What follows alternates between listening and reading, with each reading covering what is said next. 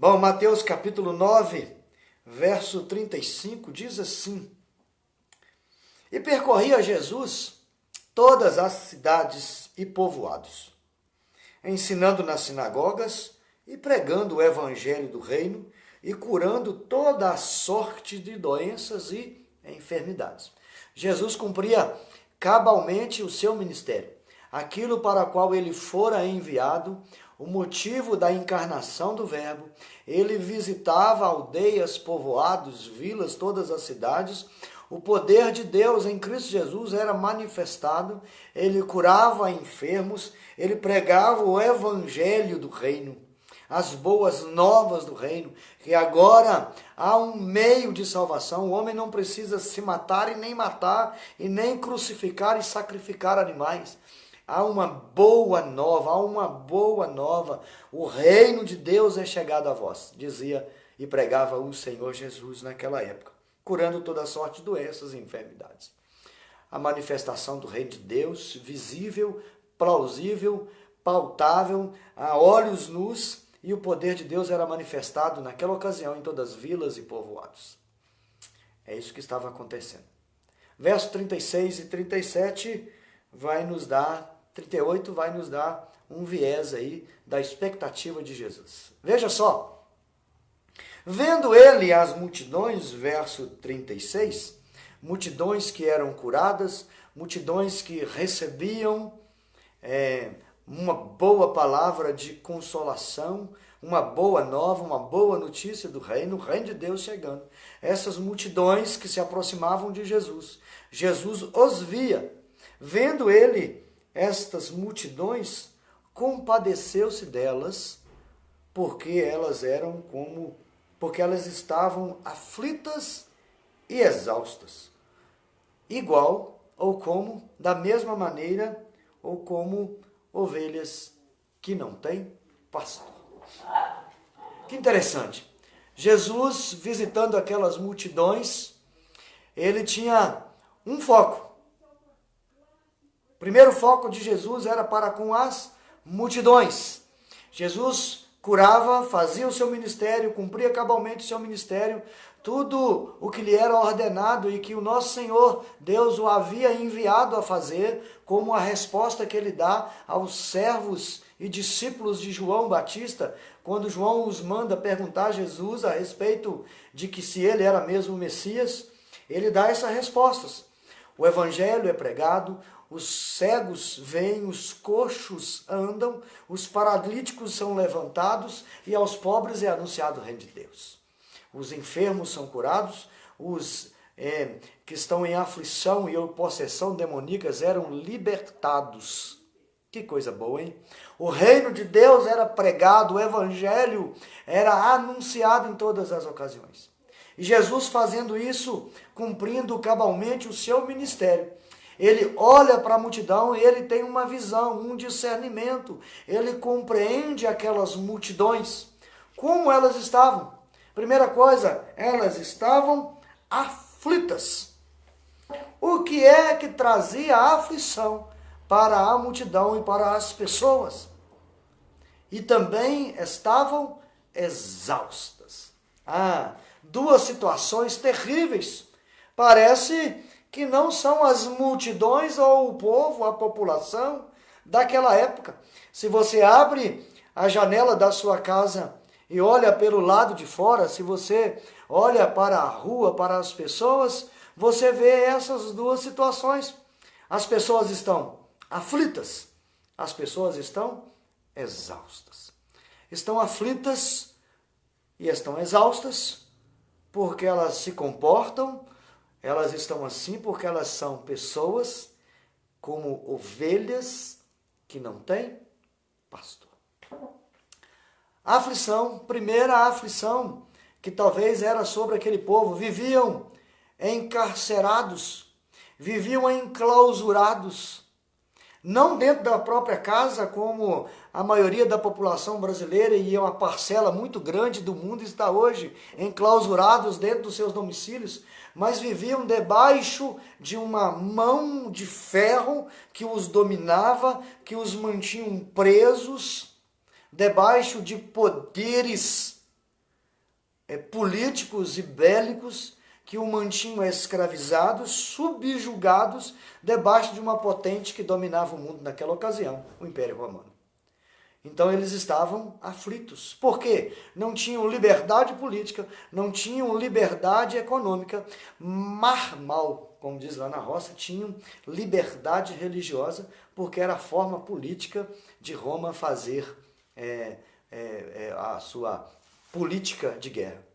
Mas mesmo tendo a liberdade religiosa, eles continuavam aflitos, porque a religião judaica e a religião do povo de Deus daquela época ia de mal a pior. Não tinham respostas seguras com relação à fé. Havia um desvario de mandos e desmandos. As pessoas não sabiam para onde iam, o que fariam, como se comportavam. Eram leis demasiadamente rigorosas por um lado, eram uma situação assim de completamente pessoas e líderes que colocavam grandes encargos, mas eles mesmos não davam exemplos. Será que você vê isso por aí? Que tenso, hein? Continuavam aflitos. Liberdade religiosa, mas eram como ovelhas que não têm pastor. Não sabiam a quem recorrer, não sabiam para onde estavam indo, não tinham alimento seguro, não tinham caminhada segura, não tinham direção, não tinham foco. Não sabiam para onde estavam indo, não sabiam como lutar, que armas usar, não tinham direção na vida. Isso deixa qualquer um aflito, não é verdade? Aquelas pessoas estavam assim. Jesus teve esse discernimento. Olhava para as multidões e as viam, em primeiro grau, aflitas. Aflitas porque não tinham direção. Aflitas porque o coração não havia nenhum tipo de esperança nem expectativa, e a chegada do reino dos céus, a chegada de Cristo Jesus, o reino dos céus, o evangelho do reino, chegava àquelas multidões e o coração de Jesus era cheio de compaixão. Ele se compadecia. Qual é o nosso comportamento quando vemos pessoas assim? Às vezes nós achamos um porém. Estão assim porque não têm o Senhor. Porque como são pessoas que não têm pastor, que não têm direção na vida. É verdade, podem ser assim. Mas nós devemos sermos movidos de íntima compaixão. O termo mais lógico aqui das Escrituras nos textos, na língua original, é como se Jesus estivesse olhando para elas, como uma mãe olha para o filho, mas dentro do ventre. Você que já foi mãe, que é mãe, que está conosco ao vivo, você lembra de como você olhava e sentia o seu filho dentro do seu ventre? A linguagem literal aqui da tradução seria isso, um olhar uterino. Jesus olhava para aquelas multidões como uma mãe percebe, vê e sente o seu filho dentro do seu ventre. E se condoía. E tinha esse amor, quase podemos dizer aí, abre aspas, um amor materno. Um olhar uterino. Uma compaixão que só o Senhor tem. Jesus olha para a multidão e tem esse pensamento, esse sentimento. Eles são como ovelhas que não têm pastor. Assim está a população hoje em dia, hein? O povo comportando-se, cada um fazendo o que dá na telha. Falta um líder? Ou falta olharmos para o líder certo? Falta liderança ou faltam conhecerem a liderança correta? Lhes faltam pessoas que lhes direcionam? É isso que está faltando? Jesus vai nos responder mais embaixo um pouquinho. Você acha que eles estão assim? Porque está faltando alguém para lhes indicar o caminho. E a igreja do Senhor, ela é convocada para isso. Veja só, Jesus olha para as multidões E ele tem esse pensamento. Estão aflitas e estão cansadas. Estão cansadas. Cansada de tanta politicagem. Naquele tempo era assim. Cansada de tanto desmandos no poder. Naquele tempo já era assim. Cansado de político corrupto? Naquele tempo já era assim. Cansado de rei corrupto? Naquele tempo já era assim. Basta você voltar o texto atrás um pouquinho aí e ver a cabeça de João Batista sendo degolada por causa de um desmando do rei e daqueles que estavam no poder. Os poderes religiosos, então, não precisa nem dizer. É para ficar cansado, né? De onde deveriam esperar alegria, contentamento, esperança, expectativa, palavras firmes, direcionamento, não tinha nada. Resultado, um homem, um povo cansado, aflito, sem rumo, sem foco, sem direção, sem esperança, morrendo de fome espiritual, caminhando para a morte. Por isso Jesus se compadece daquelas multidões. E ele olha para as multidões e percebe. Mas Jesus tem um segundo, ou uma segunda plateia, uma segunda comitiva, além daquela multidão que os acompanhava, que ia atrás do Senhor a fim de receber alimento, de receber consolo e receber uma esperança, uma palavra nova, um milagre para acontecer e transformar a vida deles. O Senhor tinha uma segunda plateia, diz o verso 37. Então ele se dirige aos seus discípulos. Então ele fala com aqueles discípulos e ele fala conosco. A multidão é muito grande, é muito trabalho. Então ele diz o seguinte: a seara é grande. Jesus mostra para os seus discípulos a multidão tão carente e necessitada. Jesus disse: olha, a seara é grande. Jesus disse isso aí. A seara é grande, o trabalho é muito, há muita coisa para se fazer, há N pessoas para serem pastoreadas, para receberem uma palavra do Evangelho, para receberem um Evangelho do Reino, para receber descanso para a alma, repouso para a aflição, direção na vida. Jesus olha para os discípulos, viram? A seara é grande e os trabalhadores são poucos. São poucos em números e poucos os que enfrentam e vão à labuta da verdade. É verdade. São poucos em números e são poucos os corajosos. São poucos em quantidade e são poucos em ferozes e batalhadores no trabalho. Eita! O Senhor Jesus faz esse reconhecimento à vista dos seus discípulos e à vista das multidões. Mas Jesus podia ter chamado mais, ele não estava dizendo só daquela época. Ele estava dizendo em todas as épocas. Não é mesmo, Adão? Que o Senhor Deus tenha misericórdia de nós. Que nós possamos abrir nosso coração.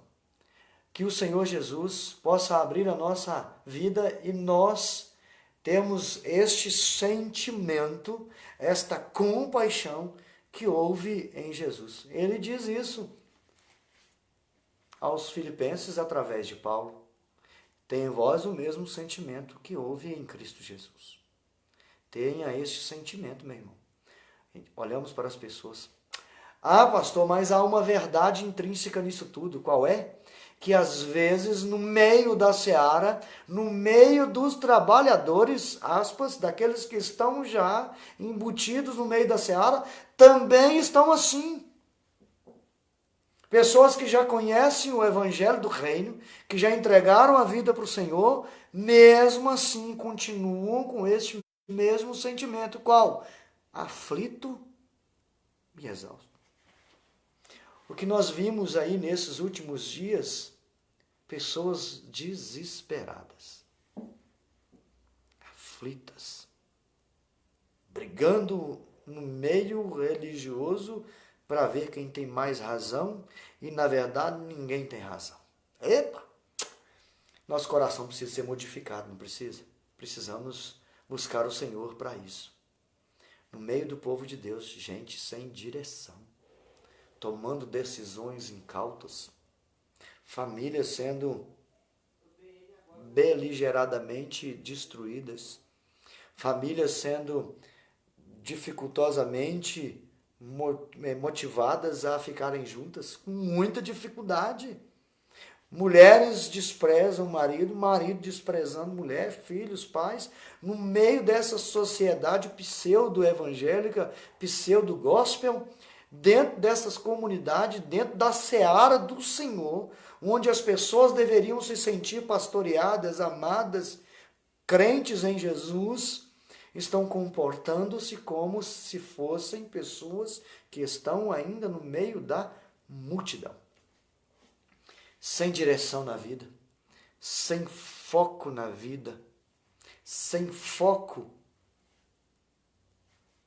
no Senhor, sem foco na misericórdia do Senhor, sem foco na compaixão do Senhor, vivem um evangelho longe do olhar uterino e misericordioso de Deus, vivem com exclusividade, olhando para os seus próprios umbigo, para a sua própria vida, para a sua própria vontade, para a sua própria necessidade.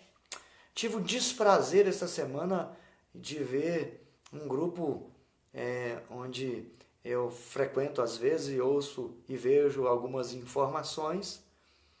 Um companheiro, amigo, conhecido, bravo porque estava tendo blitz. Porque a polícia estava fazendo blitz no caminho. E ele, aborrecido, esse pessoal fazendo blitz, tinha que estar no quartel, tomara que morram de gripe, que matem uns aos outros, porque ele estava com medo de ser apanhado em uma blitz e achava um absurdo aquilo. Falei, meu irmão, quando nós estamos em dificuldades, quando nós somos apanhados no infortúnio, quando amigos têm o carro furtado, a casa assaltada, quando passam por dificuldades, primeiro lugar e as primeiras pessoas que nós recorremos, hein? Os CAP. Os meninos lá do CAP, santos de Deus, pessoas que estão a serviço da autoridade.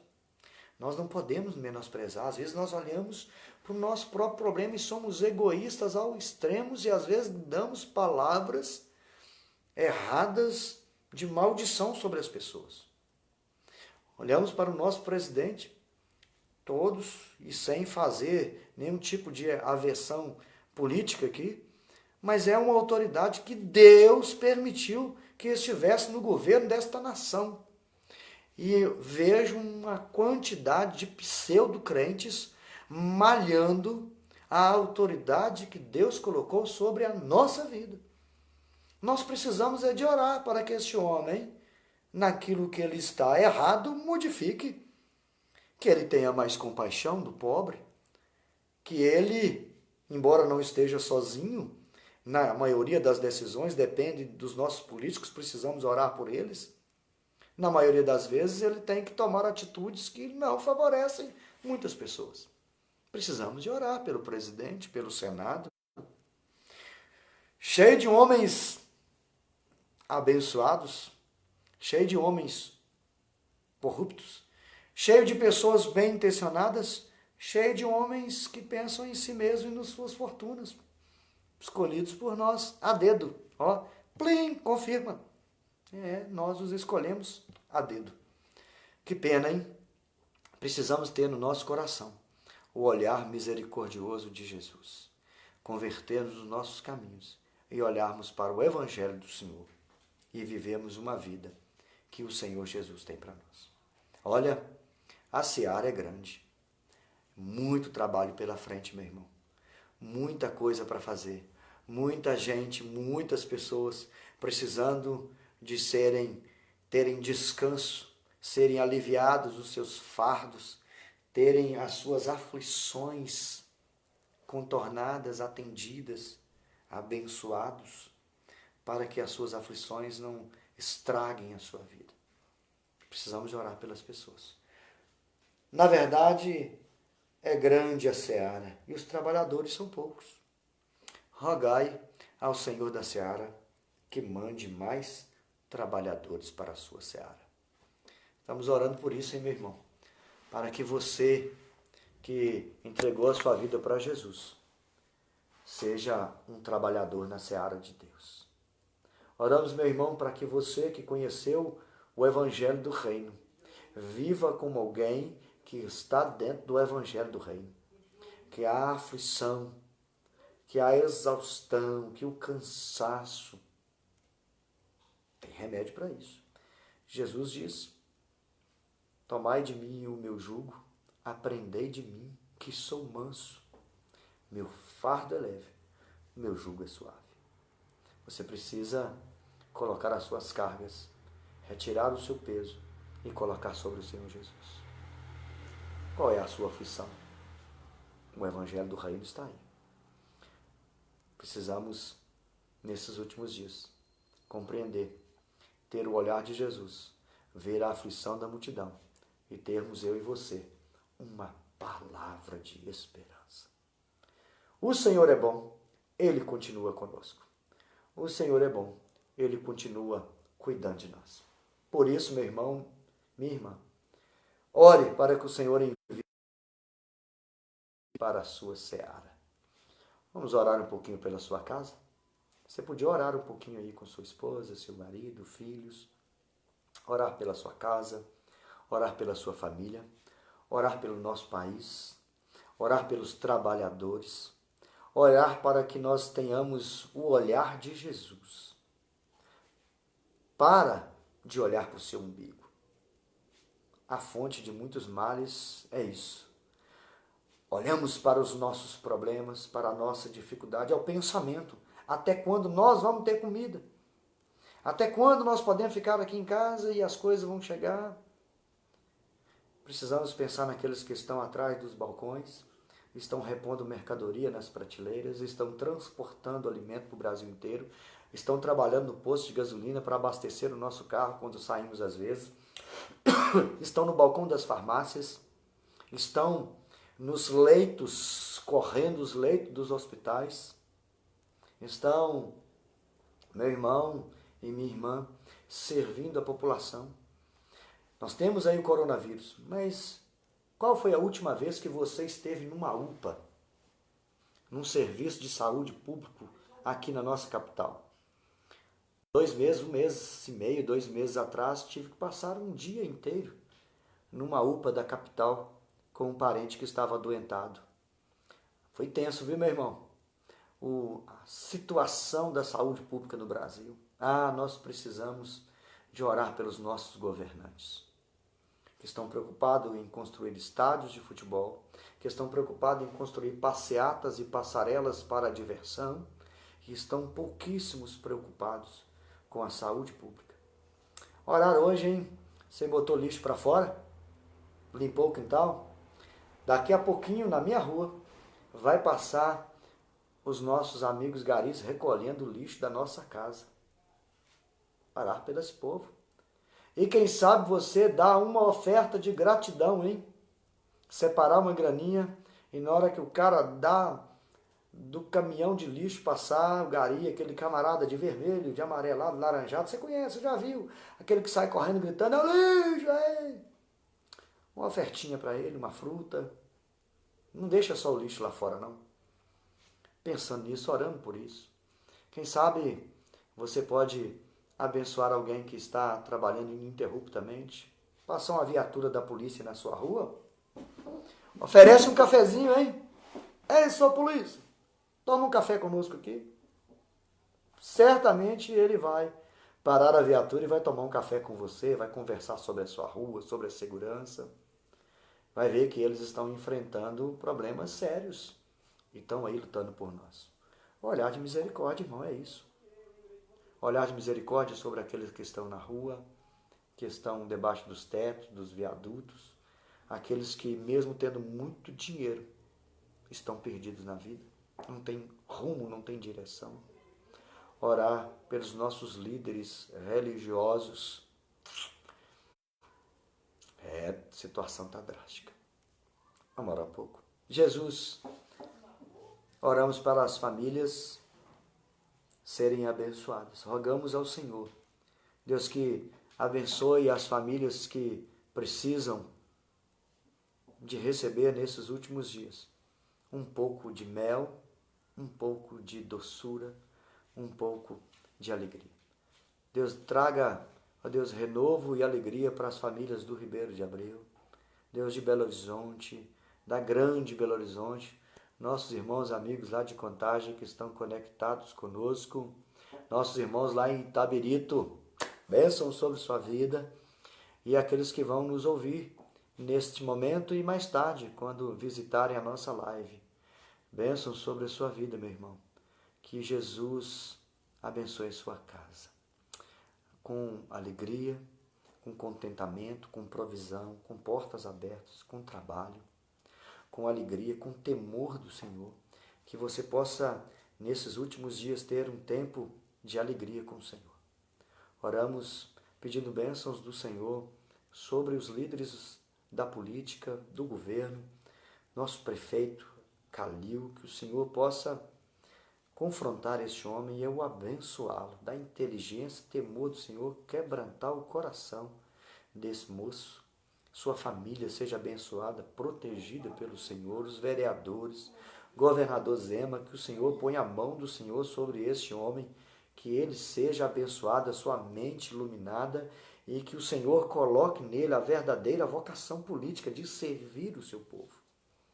Que o Senhor abençoe nosso presidente, Deus, Senhor Jair Bolsonaro, que o Senhor abençoe a sua casa, a sua família, traz paz no coração do nosso presidente, que ele seja iluminado, que ele possa ter um tempo, ó Deus, de pensamento, ó Deus, claro, que as suas palavras sejam claras, que ele consiga transmitir o que ele realmente tem sentido e feito, que os políticos possam olhar para o Brasil em vez de olhar para as placas partidárias e os próprios bolsos e contas correntes. Deus, que o Senhor possa trazer nesta nação um tempo, ó Deus, de novas pessoas e de novos políticos preocupados com o verdadeiro futuro da nação. Abençoe, Deus, nossa polícia militar, abençoe os trabalhadores que servem a nossa nação, aqueles que estão nos supermercados, nas farmácias, nos postos de saúde, nos postos de gasolina, que continuam trabalhando no combate às zoonoses. Deus, aqueles que continuam trabalhando dentro dos hospitais, dentro dos serviços públicos, que o Senhor dê um tempo de novas expectativas, livre o nosso povo, ó Deus, desse processo tão grave de contaminação. Aqueles que têm necessidade de trabalho, o Senhor abre portas. Oramos pelos empresários, repreenda esse tempo de pessoas e empresários aproveitando o caos para darem calotes, que eles possam continuar firmes e que o Senhor dê provisão ao teu povo. Pedimos que o Senhor abençoe algumas famílias da nossa igreja que vivem dias difíceis, tempos difíceis, que o Senhor ponha a mão do Senhor sobre eles, sobre os nossos filhos, sobre as crianças, sobre os idosos, livra-os e preserva a saúde da sua semana. Uma oração, rogue ao Senhor da Seara que mande mais trabalhadores, porque a multidão continua aflita e exausta. E eu e você possamos ter uma palavra boa, que abrace, que traz esperança, que traga novas expectativas ao povo do Senhor Jesus. Deus te abençoe, compartilhe essa live, ore conosco, ore pela sua vida, seja Jesus abençoe, oramos pela família, oramos pela nossa igreja, oramos pelo nosso povo e que Jesus abençoe e te abrace e que o olhar do Senhor seja mantido sobre a sua vida e que você reproduza este olhar tão misericordioso do Senhor. Para a glória de Jesus. Deus te abençoe. Um grande abraço da família Cota, dos nossos meninos, da nossa família por você. Continuamos orando. Deus abençoe.